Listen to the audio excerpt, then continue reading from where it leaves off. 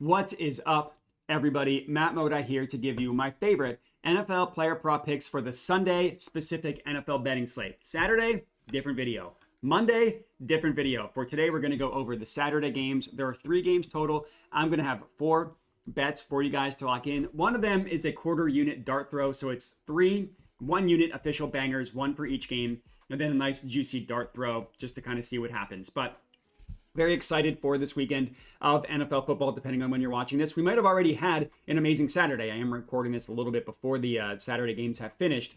So I don't have a Saturday recap for you guys, but on the entire season, and I've mentioned this a ton in the last couple of videos, so I won't belabor the point. I'm just very pleased with how the season went. The regular season up over 40 units, up over 20% ROI. Just a really, really successful year. And I'm hoping that we are able to continue it in the playoffs. So if you're new to my channel, I would appreciate it if you could like the video and if you could subscribe. Check out the links in the description of the video if you want to support the channel. And then what I've been doing recently is giving out one, just something for you to comment in the video unrelated to sports. Just tell me your favorite video game. I've done favorite movie, kind of done favorite TV show. I want to know your favorite video game. Mine, Kingdom Hearts, just the perfect, amazing video game. I think it's awesome. I could replay it every year and be happy with it.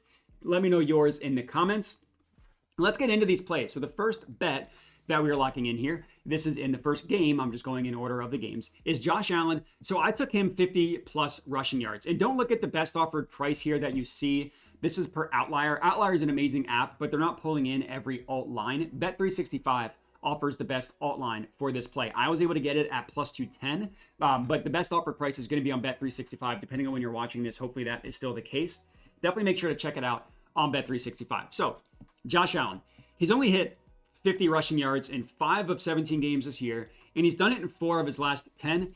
Honestly, if you look at games in which the Bills are either losing or it's a massive game, he tends to run more, and that's obviously very unscientific, but he did hit 50 yards against the Colts.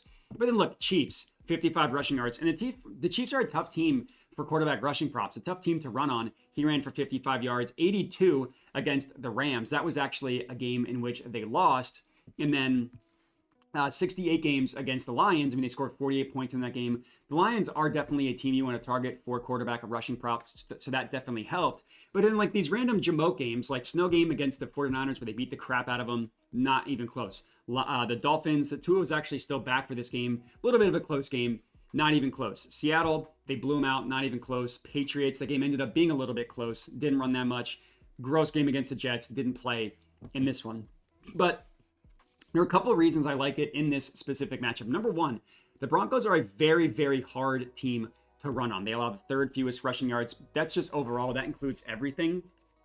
That obviously includes quarterbacks and running backs, but quarterback specific 12. So they increased 9, obviously, stats, 9 rankings, whatever you want to call it, going from overall to quarterback. And they're really stout, again, in the run game specifically. There are a lot of advanced stats that show the Broncos being a very good run defense. Their stuff rate is high. Their yards before contact in the regular season is the best in the entire NFL, meaning on adjusted yards before contact, normal running back rush attempts. How far does that running back go before getting contacted? The Broncos are the best in the NFL. So the guess here is that the Bills are not going to lean on the ground game with their traditional running back plays. I think they're going to drop back to pass a lot, which is going to lead to a lot of rush attempts for Josh Allen.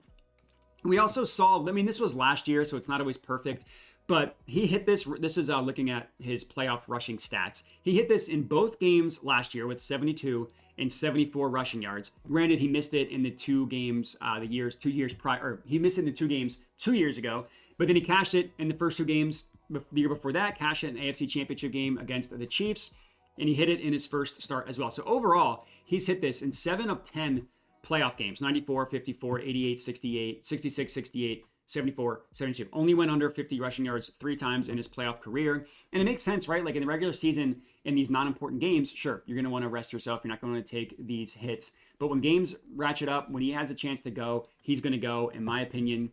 So Josh Allen, 50 plus rushing yards, very juicy price. I also took him to score 2+ touchdowns. So this one is at plus 500 at FanDuel. This is just a quarter unit. I only put 0.25 units on this one. This is honestly just similar to the kind of playoff logic. He only had 1 rushing touchdown in the Steelers game when he ran for 74 yards, but he ran for 2 against the Chiefs. And he's been running a lot more for touchdowns recently. In the beginning of the year, he had 2 touchdowns in the first game. And then he went 4 straight games without one. Then he had 1. 3 straight games without one.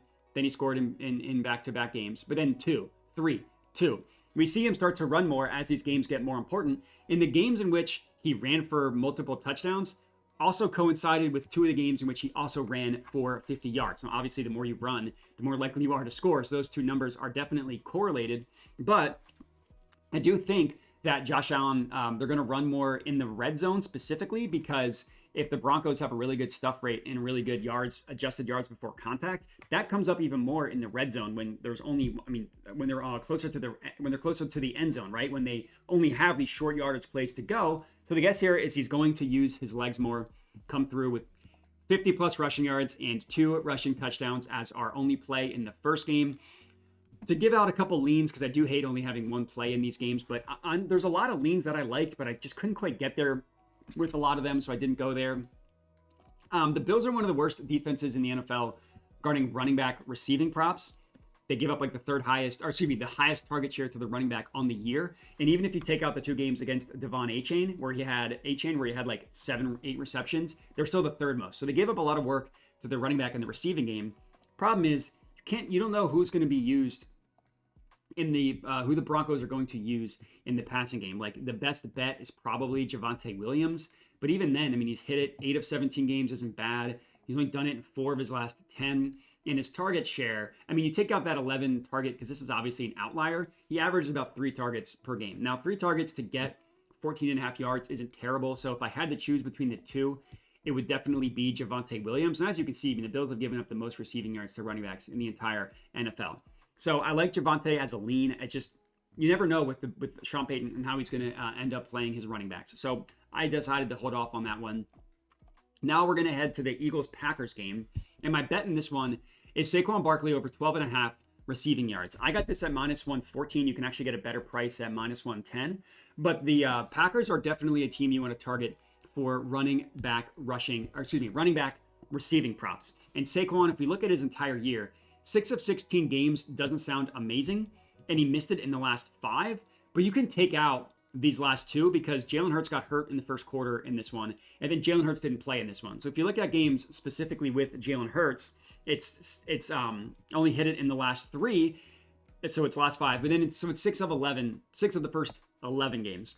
But he hit it in the first game against the Packers, and it's all about a matchup play. The Packers also give up a lot of receiving work to the running back. You see they've given up the 5th most on the entire season, but they've given up more as the season has gone on. Like, if you look at their rushing stats, if you will allow me for a second, if I can go to rush yards, on the season, they've given up the 8th fewest rushing yards per game to running backs. But again, that number has gone worse.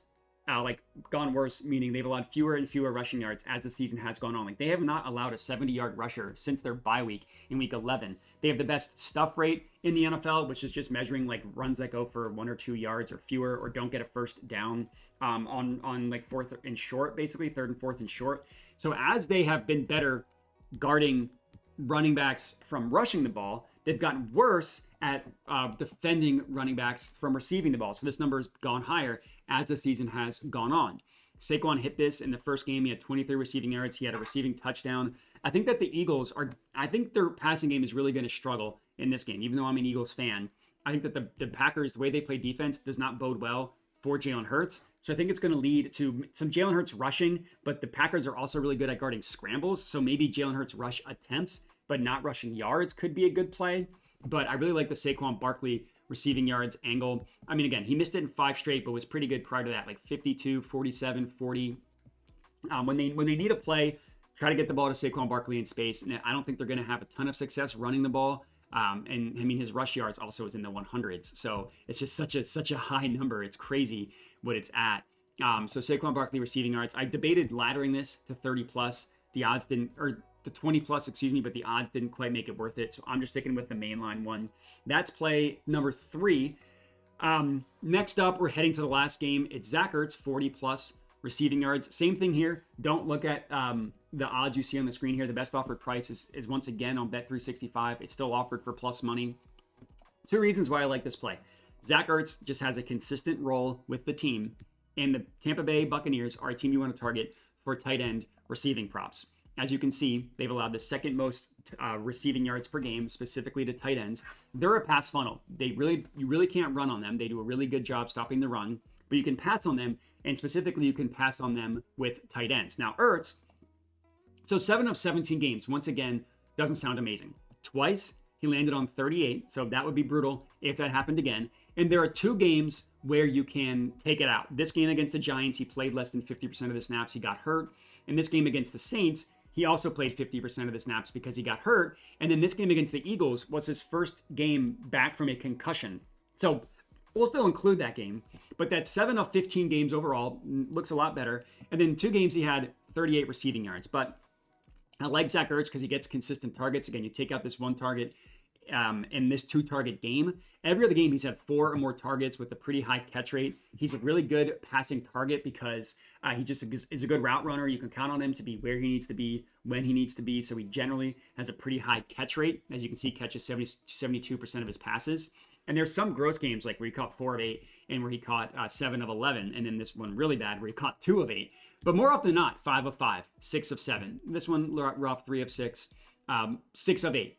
6 of 7. So pretty high catch rate in the majority of his games.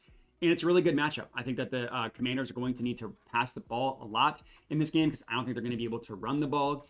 Couple leans. I actually had a couple leans in this game. Number one, I liked the look at Jalen McMillan. I liked his receiving yards and I liked his anytime touchdown. He's been awesome recently. Like after a couple gross games, a lot of gross games to start the year, he hit it in 4 of his last 5. In his receiving prop of 53.5. With the 1 game he missed, he had 51. So he came very close to that, 50 yards in each of the last 5 games. The Commanders' pass defense actually was really, really good as the season went on. And now you presume they're going to be even better now that they added Marshawn Lattimore.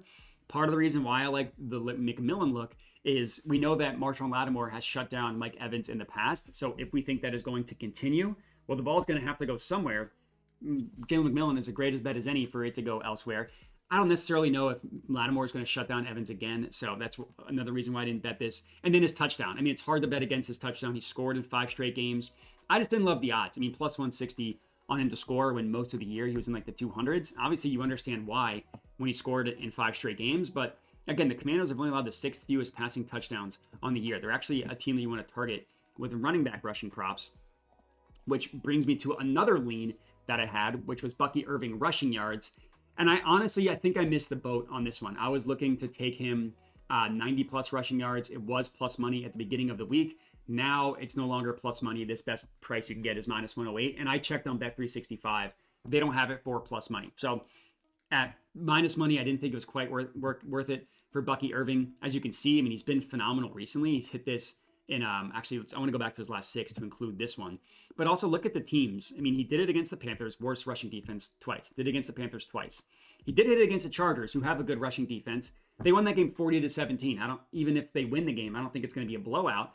And then he barely missed it against the Saints. He had 89 rushing yards.